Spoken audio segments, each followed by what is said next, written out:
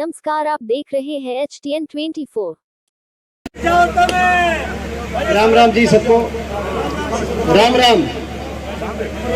राम राम जी। राम राम। हमारे बीच में हमारे हल्का विधायक, हमारे बहुत ही सम्मानित जयवीर जी, हमारे बड़ौदा हल्का विधायक, हमारे बहुत ही हमारे संघर्षशील भाई भालू जी, हमारे टीकाराम संस्था जाट संस्था के प्रधान सोनीपत जिले के हमारे भाई सुरेंद्र दैया जी, हमारे भाई ब्लॉक प्रधान जोगिंदर दैया जी, हमारे पूर्व चेयरमैन ब्लॉक के रमेश दैया जी, हमारे गौशाला के प्रधान महावीर सिंह जी, शमशेर दैया जी, हमारे भाई चांद पहलवान जी, मुकेश वाल्मीकि जी, कुलदीप दैया जी, आनंद दैया जी, मोनू जी, जो हमारे सोनीपत से जो हमारे विधायक हैं, हमारे सुरेंद्र पवार जी उनके सुपुत्र हैं, और जिले के यूथ कांग्रेस के हमारे दोनों प्रधान, ग्रामीण के भी और शहरी के भी, और हमारे महासचिव प्रदेश के, और सारे जो ये नए नए अभी क्योंकि इलेक्शन हुआ था इनका नाम देना बहुत जरूरी था। हाँ, जरूरी हमारे जो एक ईश्वर सिंह इंस्पेक्टर भी है आगे। हाँ, ये भी कहना पड़ेगा ना, तो कान का पर्दा पाटन नहीं हो रहा है पाचन। तो हमारे ईश्वर सिंह जी, हमारे आदरणीय, एक बार ये भाई ये जो फोटो ले रहे हैं 2 मिनट बाद आप, क्योंकि ज़्यादा लंबे कोई भाषण या उसकी बात नहीं है। बीच में भाई अनूप जी, भाई जसमेर जी, भाई हमारे गोपाल जी, भाई परमेंद्र जी, बहुत से हमारे साथी भाई कृष्ण जी, बहुत साथी हमारे जो, क्योंकि सब कई पार्षद भी हैं, सबके नाम मैं नहीं ले पा रहा क्योंकि समय का बहुत ही सीमाएं हैं। आज 2 बजे कोई एक बहुत ज़रूरी मीटिंग है हमारी, क्योंकि उपचुनाव एक डिक्लेयर हुआ, उसकी टिकट वितरण की मीटिंग है, तो 2 बजे से पहले जो है दिल्ली पहुंचना बड़ा ज़रूरी है मीटिंग में। तो आज जो है, तो आपसे इस बात के लिए, क्योंकि जब कमेटी मिली थी तो मैंने कहा था कि मैं ज़रूर आऊँगा, तो बीच में बात हुई जब कमेटी से मैंने बात करी कि जी ऐसी ऐसी मीटिंग आ गई, तो हाँ, हमारे बहुत ही संघर्षशील हमारे साथी विजेंद्र आंतिल जी जो आज हमारे साथ हैं, उनका नाम रह गया था, तो वो क्योंकि कई जो है भीड़ में और सारे में कोई नहीं दिखा होगा, और भी कोई अगर ऐसा कोई हो तो आप नहीं कल ही मानने की बात नहीं, कोई और भी बात हो मेरे को बीच में आप बता देना, मैं मेरे को टोक देना, मैं नाम ले दूंगा किसी का नाम रह गया हो ना, तो ताकि कोई कृष्ण ठेकेदार जी और भी कोई बात हो, भानु जी, भानु प्रधान, रमेश, रविंदर, बहुत अपना ये भोलू, अपना फरमानिया, तो बहुत आदमी जो है ना इसमें, क्योंकि सारा मैं लगभग सबको जानता हूँ, सारा अपना इलाका है, सारा अपना परिवार है, फिर भी किसी को ये हो कि भाई नाम नहीं लिया गया, तो भाई बाद में राजेश बैठे, तो बहुत बैठे हैं, मैं तो लगभग जो बैठे भी हैं, जो खड़े भी हैं, या जो भूंगा मुँह कर रहा है, तो इसका नाम नहीं लिया था, तो भाई देखो सारा अपना इलाका है, बहुत से आसपास का गांव गुहान सारा, तो भाई किसी का अगर यूँ हो कि भाई उलाना में बाद में तो मेरे जाते हुए उलाना से मेरा नाम नहीं लेगा, तो पंचायती बात है, मेरे को अभी बता दो, मैं तारा नाम अभी ले दूंगा भाई किसी का रह गया, तो नहीं तो भाई थोड़ा सा समय का अभाव है, मैं सबसे थोड़ा सा है, हाँ ले दिया मैंने ACP साहब का नाम ले दिया, क्योंकि ये गौशाला के प्रधान के रूप में इनका नाम लिया था, ACP का नहीं है, अब इनका गौशाला के प्रधान के रूप में इनका नाम है। तो मैं सबसे पहले अपने गांव को और गौशाला को अपनी तरफ से बहुत बहुत शुभकामनाएं देता हूं, और ये अपने गांव में और सार्वजनिक प्रोग्राम मैं समझता हूं कि क्योंकि ये कोरोना की दूसरी लहर के बाद सार्वजनिक कार्यक्रम का ये मौका मिला है गांव में, क्योंकि जो अप्रैल मई में जो दूसरी लहर आई उसके बाद कोई सार्वजनिक प्रोग्राम गांव में मेरा नहीं हो पाया था, तो माड़ा वक्त था, पूरे दुनिया के देश के आगे एक माड़ा वक्त था, निकल गया। आज हम यही दुनिया के आगे, हमारे देश के आगे, हमारे इलाके में ना आए, और आने वाला समय ढेरों खुशियों भरा समय हो, सबके लिए खुशहाली लेके आए, ऐसे हम सारे आज मिलके सबसे पहले गौ माता के इस पावन जो है प्रांगण में भगवान से प्रार्थना करते हैं। हम भगवान से इस मौके पे ये भी प्रार्थना करते हैं ईश्वर से प्रार्थना करते हैं गौ माता के प्रांगण में कि इस जो सरकार है दिल्ली की सरकार उसको सद्बुद्धि दे, क्योंकि आज हम यहाँ पे गौशाला के कार्यक्रम में हर्षोल्लास के साथ शामिल तो हो रहे हैं, लेकिन हमारे जो है वो खुशी जो दिखाई दे रही है वो हमारे दिल में नहीं है, क्योंकि हमारा दिल और आत्मा किसान के साथ है। जो किसान लगभग 1 साल से जो धरनों पे बैठा है, जिन धरनों में लाखों की संख्या में किसानों ने अलग अलग प्रोग्रामों में पूरे देश में हिस्सा लिया, एक ऐसा आंदोलन जो दुनिया ने और देश के इतिहास में शायद ऐसा आंदोलन दूसरा नहीं हुआ हो, जिस आंदोलन से 600 शव इन धरनों से अपने अपने गाँव में वापस आ चुके हैं। इतना बड़ा आंदोलन कि 600 शव वापस आ चुके हैं इन धरनों से, लेकिन फिर भी देश की सरकार ने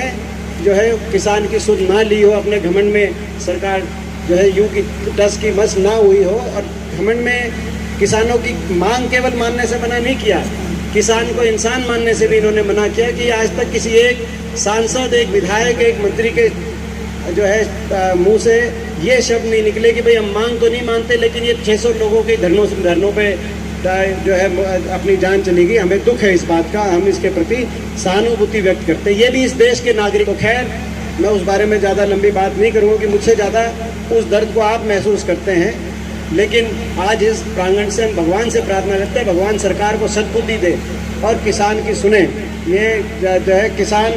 इस देश का नागरिक है, इस किसान की बात सुनी जाए और इस जो है किसानों की मांगों को मानते हुए, तीनों कानूनों को वापस लेते हुए किसान को वापस लौटने का रास्ता मिले। तो आज ये भी हम यहाँ से एक प्रार्थना करते हैं। बाकी आपको पता है हरियाणा प्रदेश में जो ये सरकार है इसको 7 साल हो गए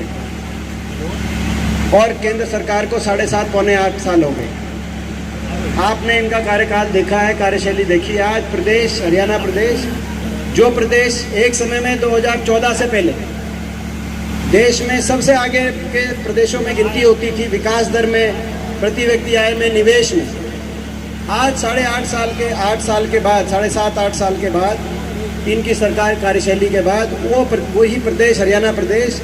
की गिनती बेरोजगारी में देश में नंबर 1 पे हो रही है। सबसे ज़्यादा बेरोजगारी हरियाणा में, सबसे ज़्यादा अपराध दर भारत सरकार के अनुसार सबसे ज़्यादा अपराध दर हरियाणा के अंदर, और जिस तरीके से एक भाईचारे के साथ खुशहाली की तरफ हरियाणा बढ़ रहा था, आपसी भाईचारा खुशहाली का एक प्रतीक हरियाणा बन चुका था, आज इस सरकार ने इन 7.5-8 साल में कितना नुकसान पहुंचाया इस प्रदेश को। आज प्रदेश के कोने कोने में लोग उस बात का मन से उस बात की का एहसास करते हैं। स्थिति ये है कि सरकार जैसे कोरोना में लोग क्वारंटाइन हो गए घर में, सरकार भी क्वारंटाइन हुए, चंडीगढ़ अपने घर में बैठी है। मुख्यमंत्री, उप मुख्यमंत्री कहीं भी जाते हैं तो लोगों की नाराज़गी का उनको सामना करना पड़ता है। आज जो उप मुख्यमंत्री उनका झज्जर का कार्यक्रम है तो बहुत बड़ा वहाँ पे अभी इस समय प्रदर्शन चल रहा है, जहाँ पे पानी की बौछारें और इस तरह की बातें वहाँ के जो है दृश्य में देख रहा था अभी रास्ते में। तो ये स्थिति क्यों आई? इतना अविश्वास लोगों में इस बात पे, जो सरकार में चंडीगढ़ में लोग बैठे हैं उनको इस बात की सोच में मंथन करना चाहिए। पटरी से उतार दिया प्रदेश को। मैं छोटा सा उदाहरण देता हूँ, पटरी से ऐसा कोई नया काम तो इन्होंने किया नहीं, मगर जो पुराने अपने टाइम के मंजूरशुदा काम थे उन कामों को भी पूरा कराने का इन्होंने, जिसमें सोनीपत में IIIT आनी थी, आज वो IIIT का अभी तक पता नहीं कब तक आएगी नहीं आएगी। रेल कोच फैक्ट्री, लाट जोली में रेल कोच फैक्ट्री आनी थी, 2-3 हज़ार एकड़ में बहुत बड़ा प्रोजेक्ट आना था, वो रेल कोच फैक्ट्री बनारस चली गई। महम में अंतर्राष्ट्रीय एयरपोर्ट आना था, अगर एयरपोर्ट एक अपने इस तरह आता जैसे गुड़गांव में के नज़दीक एयरपोर्ट आया तो पूरा गुड़गांव विकसित हुआ। यहाँ पे एयरपोर्ट आता तो ये पूरे इलाके को रोजगार के अवसर मिलते, रेल कोच फैक्ट्री से अवसर मिलते। जो अपनी IMT बनी खरखोदा के अंदर, इसमें मारुति आनी थी। आते आते हमारे समय बात होती थी मारुति से, जब हुड्डा सरकार थी, इसमें मारुति आनी थी, बहुत बड़ी मारुति आती, हमारे पूरे इलाके को कितना, उसमें आने वाली पीढ़ी का, आने हमारे जो भविष्य है उसको कितना सहारा मिलता है, इस बात का आप अंदाज़ा लगा सकते हैं। लेकिन वो अब 7.5-8 साल के बाद भी बात होती है, बीच में थोड़ा सा कभी काम हो जाता है, लेकिन आज तक कोई उसकी तरफ भी कोई ठोस कदम उठाने का काम नहीं हो। मैं इसीलिए ये बातें आपके बीच में कह रहा हूँ क्योंकि पूरे हमारा जो इलाका है ये जो गौशाला है, इस गौशाला में मैं चेहरे देख रहा हूँ। यहाँ पे कई बहादुरगढ़ हल्के के, कलोई हल्के के, या जो है गोहाना हल्के के, केवल खरगोदा हल्के के नहीं, मेन आदमी यहाँ दिख रहे हैं। तो आज मैं आप सबसे कहना चाहता हूँ कि भाई आप लोग जो हमारी नई पीढ़ी में जो है ये जागृति लाने की ज़रूरत है कि भाई ये मौका है। पूरा प्रदेश में मैं हर जगह जा रहा हूँ, हर लोग इस सरकार से त्रस्त हो गए हैं और हुड्डा साहब की तरफ और आपकी तरफ आशा भरी नज़र से देख रहे हैं। ये मौका है अपनी अगली पीढ़ी में आप ये जो है जागृति लाने का काम, सारे जो हमारे बड़े बुजुर्ग हैं उनसे मैं यही निवेदन करता हूँ, उनसे ये मैं आग्रह करता हूँ आपका कि ये मौका है, ये मौका अपने चूकना नहीं है। 2 बार इनकी सरकार आपने देख ली। मैं आपसे पूछता हूँ भाई, जो है ये जो लड़ाई है हरियाणा में बदलाव की, ये लड़ाई अगर आपका सबका आशीर्वाद हो और छत्तीस बिरादरी का आशीर्वाद हो, क्योंकि ये जो हमारा भविष्य छत्तीस बिरादरी का आगे जुड़ा हुआ है, अच्छा भविष्य होगा। ये रेल कोच फैक्ट्री आएगी, कोई मारुति आएगी, कोई एयरपोर्ट बनेंगे, कोई मेट्रो आएगी, तो छत्तीस बिरादरी के आने वाले भविष्य को संवारने का वो काम होगा, इस इलाके का, पूरे हरियाणा का। तो मैं आप सबसे पूछना चाहता हूँ, छत्तीस बिरादरी बैठी है गौशाला कार्यक्रम, आपका आशीर्वाद हो तो हरियाणा में जो बदलाव की लड़ाई में जो है, इस लड़ाई में आर पार की लड़ाई की तरफ कदम बढ़ाएं। अगर आपका आशीर्वाद हो, एक बार हाथ उठा के आप मैं सारे इलाके से पूछना चाहता हूँ, मेरा सारा इलाका यहाँ पर भूपेंद्र उठो, भूपेंद्र उठो। मैं ये विश्वास दिलाता हूँ, ये मैं विश्वास दिलाता हूँ आपका और हमारे इस इलाके का और छत्तीस बिरादरी का आपका आशीर्वाद रहना चाहिए। पूरे हरियाणा में मैं घूम के आ रहा हूँ, आपका आशीर्वाद खाली हाथ नहीं जाएगा, रंग लेके आएगा। आने वाले समय में आपकी सरकार लेके आएगा, ये मैं। और भाई गौशाला की तरफ से जो ये बात सही बात है, ये बात भी गौशाला की कमेटी को भी पता है कि मैं जहाँ भी जाता हूँ, हर गौशाला में, क्योंकि मेरी जिम्मेदारी एक सामूहिक है, हर गौशाला में 5 लाख की ग्रांट मैंने पूरे अपने इलाके में, चाहे वो पहले अपने गौशाला में, सरकार तो बात दूसरी थी, अब विपक्ष की बात है। लेकिन तो विपक्ष में देखो, सरकार के टाइम तो और भी ज़्यादा देते थे, तो कोई छूट, मतलब सबसे ज़्यादा उस समय खटवाली और सिसाड़ी गौशाला में आए जब सरकार थी। लेकिन विपक्ष में भाई एमपी कोटा ही बचता है, एमपी कोटे से 5-5 लाख मैंने जहाँ भी दिए जा सकते हैं वहाँ पे देने का मैंने प्रयास किया है और सब जगह बराबर करने का ही हक बनता है। लेकिन एक बात ज़रूर है, जो ये बात आई कि भाई इस बार मैं एक बात समझता हूँ कि भाई कोई सत्ता पक्ष के, क्योंकि किसी व्यक्ति को जो है निमंत्रण आप लोगों की तरफ से नहीं गया, क्योंकि जो परिस्थिति है उन परिस्थिति में भाजपा जजपा के किसी, तो ये मेरे को गौशाला कमेटी ने ये बात बताई है। दूसरी बात ये भी मैं समझता हूँ कि भाई जो है ये पिछले साल कोरोना की वजह से प्रोग्राम नहीं हो पाया था, तो ये 2-3 चीज़ें मैं समझता हूँ। तीसरी बात मैं ये भी समझता हूँ कि भाई पहले मेरा कोटा जो था वो लोकसभा कोटा था, रोहतक लोकसभा में लगता था और शादीलाल बत्रा जी के कोटे से मैंने दिलवाए थे। लेकिन मेरा कभी कान का पर्दा पाड़ोगे भाई है ना। तो वो शादीलाल बत्रा जी जो दूसरे राज्यसभा के सांसद थे उनके कोटे से दिलवाए, मगर अब राज्यसभा में, चलो लोकसभा में तो हाँ वो आपका भी है, मैं आपका भी जोड़ूंगा, क्योंकि लोकसभा में तो आपने देखा लोकसभा में किस तरीके से साम दाम दंड का प्रयोग मेरे खिलाफ हुआ लोकसभा इलेक्शन में, और जो आपके सामने ज़्यादा मैं नहीं कह, उसके बाद आपने विधायक जिताए, इसीलिए आपका जोड़ रहे हैं। यहाँ इनकी वोट से, एमएलओ की वोट से भाई जो है, हाँ ये दो एमएलए आ रहे हैं, इनकी वोट पड़ी, एमएलओ की वोट पड़ी। और हरियाणा में आज भाई 15 सांसद हैं, 14 बीजेपी के हैं, मगर एक आपके भांजे को भी जो है ये एमएलओ की वोट से वहाँ भी जाने का, विपक्ष में कम से कम ऐसा, नहीं तो हरियाणा एक ऐसा प्रदेश हुआ था अगर उसमें भी हूँ और वो 31 पे ही बनना था, एक आधी भी सीट कम हो जाती,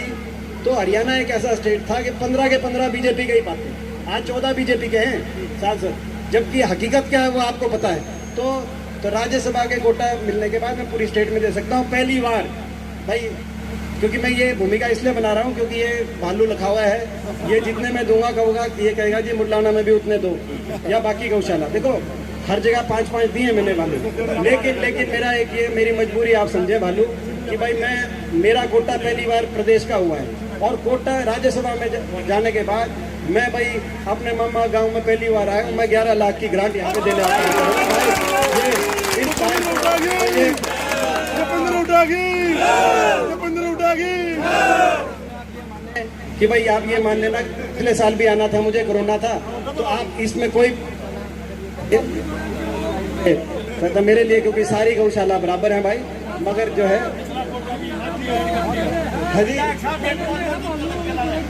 ये इसमें देखो एमएलओ का कोटा तो होता नहीं, मगर ये इसी इसमें भाई इन दोनों का भी एमएलओ का यूं मान लेना भाई, जो है ना, ठीक। तो भाई तो इन्हीं शब्दों के साथ, तो इन्हीं बाकी इनका भाई, अगर इनका एमएलओ का कह रहे हैं भाई, एमएलओ कह रहे हैं भाई मैं अपना, इनका अलग होगा मगर ये अपने करेंगे, मगर मेरे से कह रहे हैं तो भाई मैं 1 लाख अपने कोटे से एमएलओ के नाम का और बढ़ा देता हूँ। 11 मेरे आएंगे, 1 लाख नहीं, 11 का चेक न्यारा दूंगा, चेक दोनों मेरे दस्तखत आएंगे भाई, मगर वो न्यारा चेक इसलिए दूंगा कि भाई ये बात इन्हीं शब्दों के साथ मैं एक बार फिर पूरे अपने गांव को, अपने पूरे इलाके को मस्तक होके कि भाई बड़ा माड़ा वक्त आपने देखा, दोनों तरह से कुदरत की भी मार आई और सरकार की मार भी हमारे चल रही है, लेकिन